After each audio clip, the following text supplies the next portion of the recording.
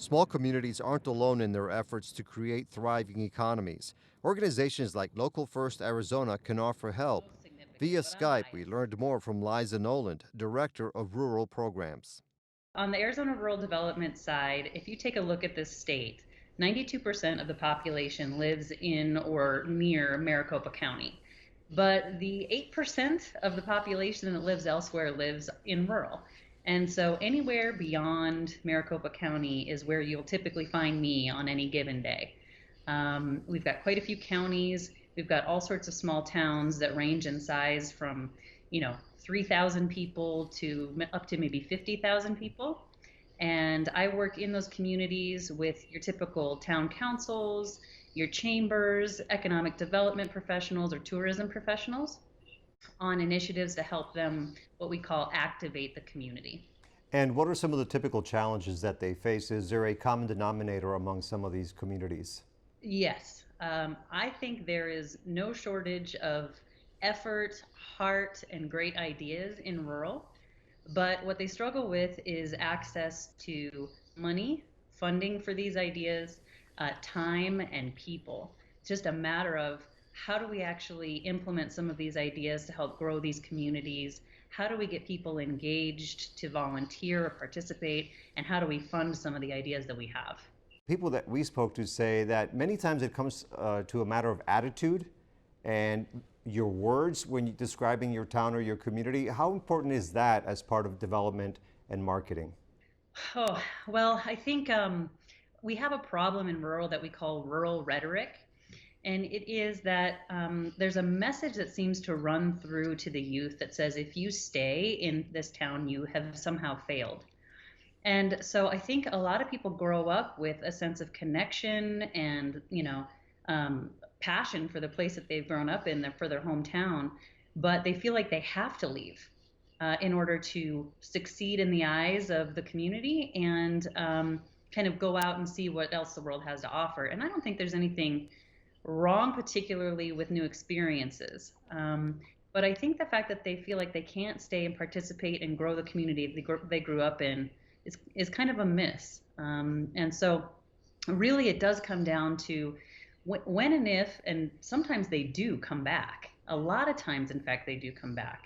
They need to have opportunities to participate. They need to have opportunities to influence change and growth in the community. And I think that's where the disconnect happens is when they come back, is there a positivity and a momentum where they can engage and bring these ideas back to help them continue to grow that community that they grew up in?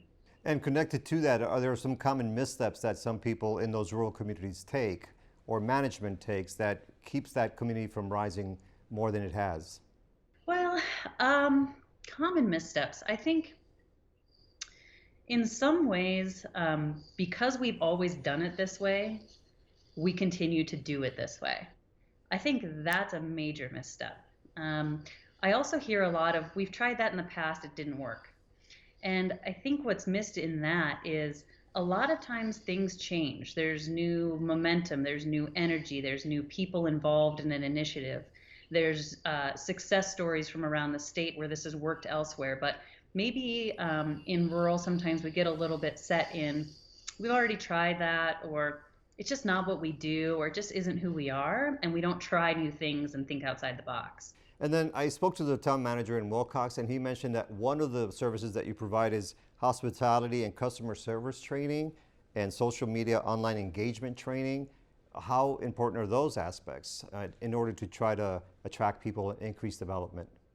Huge. So if a community is really looking at getting active in tourism, they've got to do a couple things to prepare themselves.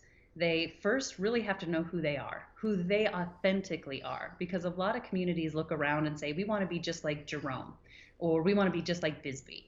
But they don't look at who authentically they are that would make them unique. And so branding tends to be a really critical part of launching into a tourism initiative. And then if you fail on the customer service, hospitality, and kind of collaborative marketing issues or arenas, you've totally dropped the ball. So if people do show up and they walk into a restaurant and ask what there is to do, we work on training to make sure that people refer to other businesses in town and really represent the cool things that there are to do from the eyes of the people that live there. Liza, and then for people who live in Tucson, Phoenix, or other bigger metropolitan areas here in Arizona, why should they be concerned about whether rural communities fail or succeed? What does it mean to them personally if they live in a big city? Oh, that's an interesting question. Listen, I think the vitality of this state is important to all of us. So, right now, you can kind of see that there's a lot of really positive messaging going on about workforce development in this state, that the economy is booming, that great things are happening, that we're number two in job growth. But when you really start to pick apart what that starts to look like, 84% of the new jobs in the state are going into Maricopa County. And so what's happened is that since the recession, almost every county besides Maricopa County has not come back to pre-recession levels of active businesses in those towns. Some of them have lost more than 250 businesses and have not recouped those businesses since the recession.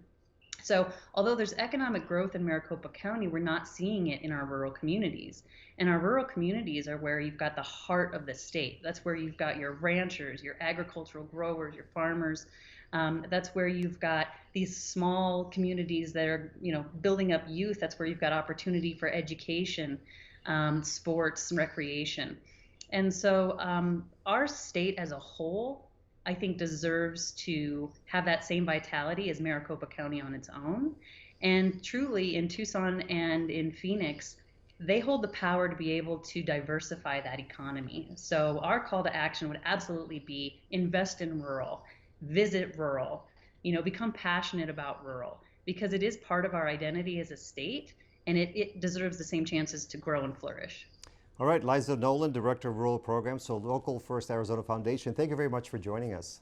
Yeah, thank you so much. This is great.